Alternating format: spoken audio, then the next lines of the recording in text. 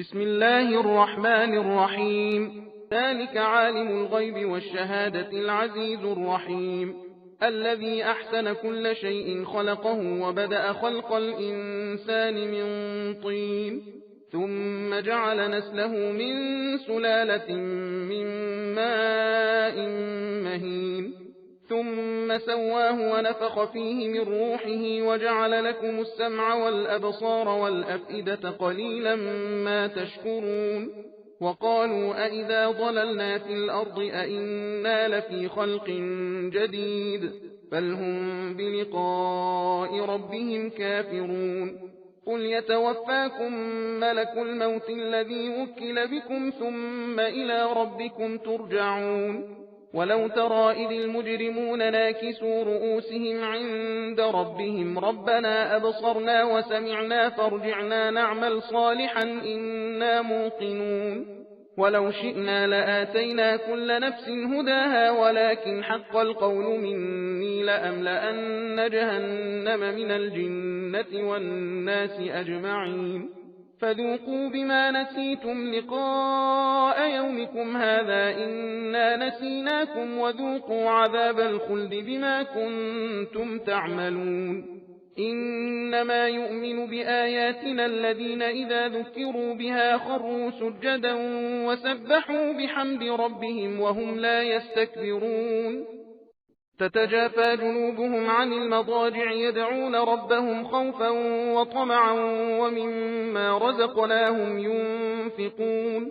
فلا تعلم نفس ما أخفي لهم من قرة أعين جزاء بما كانوا يعملون. أفمن كان مؤمنا كمن كان فاسقا لا يستوون. أما الذين آمنوا وعملوا الصالحات فلهم جنات المأوى نزلا بما كانوا يعملون.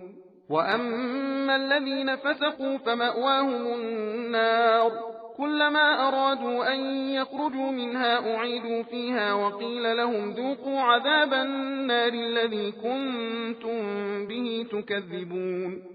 ولنذيقنهم من العذاب الأدنى دون العذاب الأكبر لعلهم يرجعون. ومن أظلم ممن ذكر بآيات ربه ثم أعرض عنها إنا من المجرمين منتقمون. ولقد آتينا موسى الكتاب فلا تكن في مرية من لقائه وجعلناه هدى لبني إسرائيل. وجعلنا منهم أئمة يهدون بأمرنا لما صبروا وكانوا بآياتنا يوقنون. إن ربك هو يفصل بينهم يوم القيامة فيما كانوا فيه يختلفون. أولم يهد لهم كم أهلكنا من قبلهم من القرون يمشون في مساكنهم إن في ذلك لآيات أفلا يسمعون. أولم يروا أنا نسوق الماء إلى الأرض الجرز فنخرج به زرعا تأكل منه أنعامهم وأنفسهم أفلا يبصرون.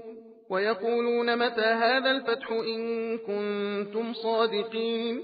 قل يوم الفتح لا ينفع الذين كفروا إيمانهم ولا هم ينظرون. فأعرض عنهم وانتظر إنهم منتظرون. सबील कुरान हिदायत का रास्ता।